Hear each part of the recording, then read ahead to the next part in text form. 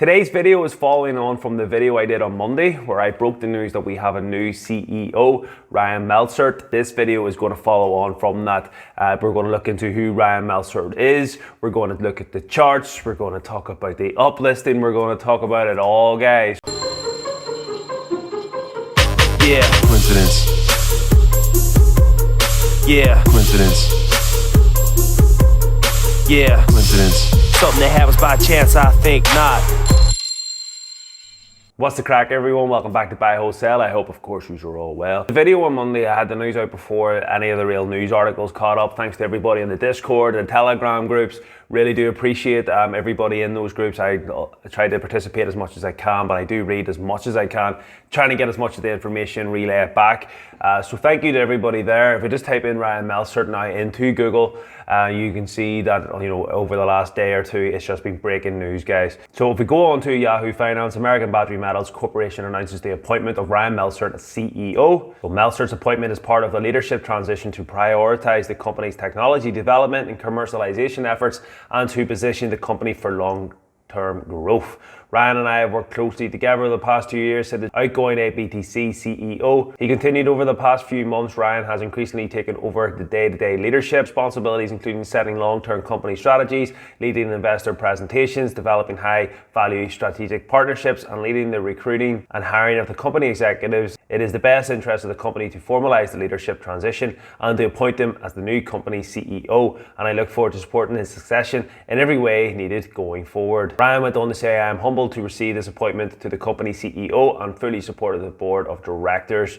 It has been a privilege to work alongside Doug, our independent board members, employees, other stakeholders. He's on to talk about the unprecedented tailwinds behind our technologies, simultaneously address the critical needs for mitigating global climate change and the environmental impact of conventional battery metals mining, of producing lower cost battery metals to increase the penetration of electric storage solutions throughout the market, and increasing domestic production of battery metals to improve security and supply and national security interests. They also went on to say that the board of directors of the company has agreed to select a date for the annual shareholders meeting after the filing of its annual report, which is due at the end of September. So obviously the end of September we're going to have probably a good update. And it does feel that with Abml announcing this, we've seen that on TradingView the symbols change and just different things. There is a sense that something's brewing.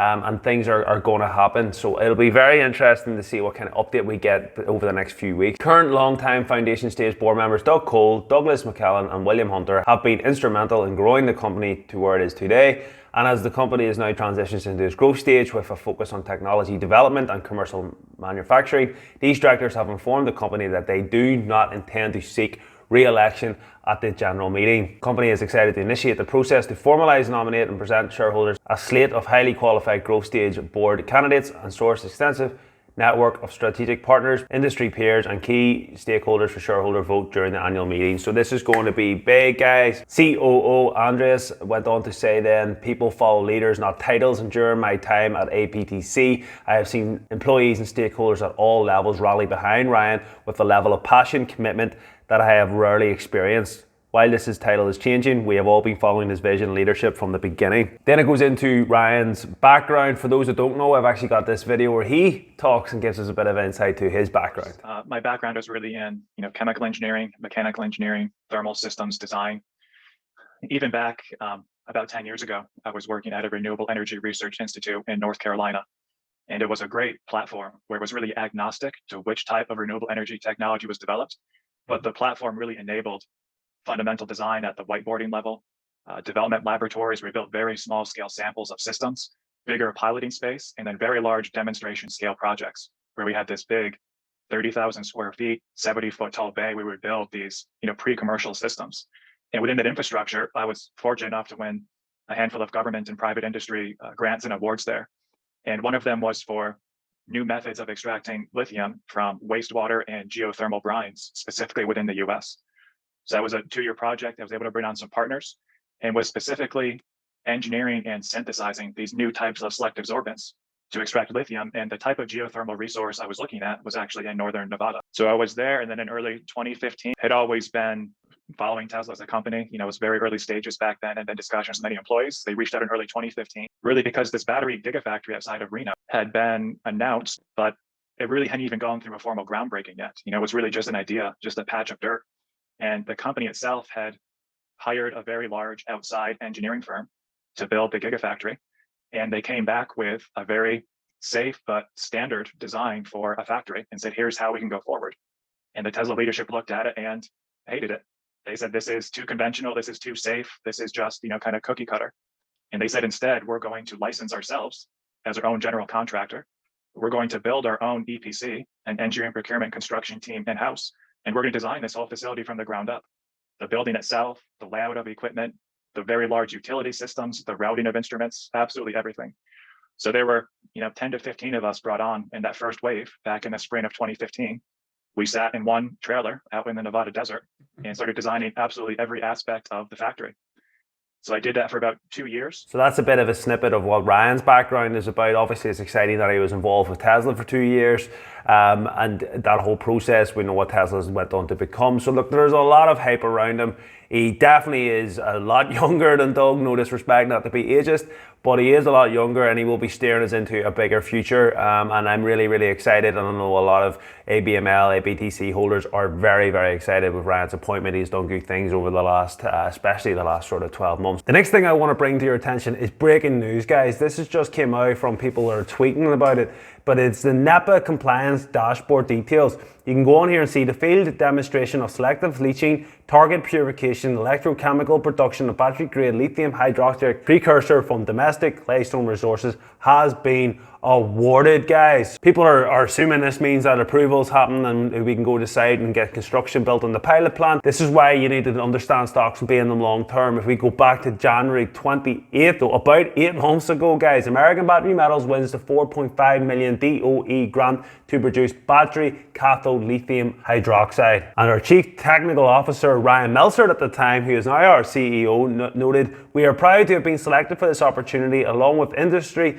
partners after ongoing rigorous competitive assessment over the past 6 months. Funding is an opportunity to be part of the DOE effort to reduce American dependency on imported critical materials by diversifying the sources of materials needed for energy technologies, establishing domestic capabilities to refine the materials used in the manufacturing," the company said. Melsert also went on to say, "We are excited to move forward with this proposed 3-year project that will evolve our first-of-the-kind system designed from bench scale validations and construction, commissioning and operation of multi-ton per day integrated system that receives lithium-rich claystone material as the feed and manufactures battery cathode specification, lithium hydroxide as the product." And as you can see, the dashboard ties up with the name here, guys.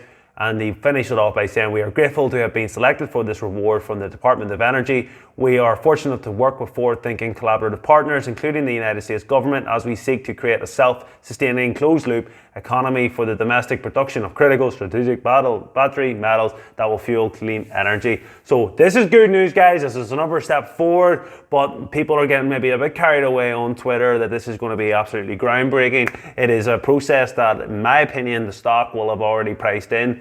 It got the go-ahead from the government. Why would the government permits not allow this to go forward? It's a 3-year project. We're only 8 months into it. So, guys, again, do your due diligence before jumping on Twitter and getting this thing pumped up. That's how you manage expectations. And another reason to hit the subscribe, hit the alert button, guys. I'll keep you up to date as best I can. Guys, I'm going to pause the video there. We'll do the rest of it tomorrow. I have news on tapering. I have news on trading 212, the uplisting. We'll talk about that. We'll talk about the charts as well, guys. We'll see what way the trading goes. So I suppose you'll get an update more on the trading tomorrow. But guys, it's exciting. I'm really chuffed with Abml. There's definitely stuff happening here. We're getting a lot more information. Big changes coming with the earnings coming out at the end of the month. We've just gone into autumn now. As the season changes, big changes are coming with Abml. I'm excited, guys. Please like, subscribe if you have found the video informative. Check out the links down below for free shares and free trade and trading 212. You can set up your mining portfolio. I'll catch you tomorrow again, guys. Enjoy the rest of your day. Peace. Coincidence. Yeah. Coincidence. Yeah. Coincidence. Something that happens by chance, I think not.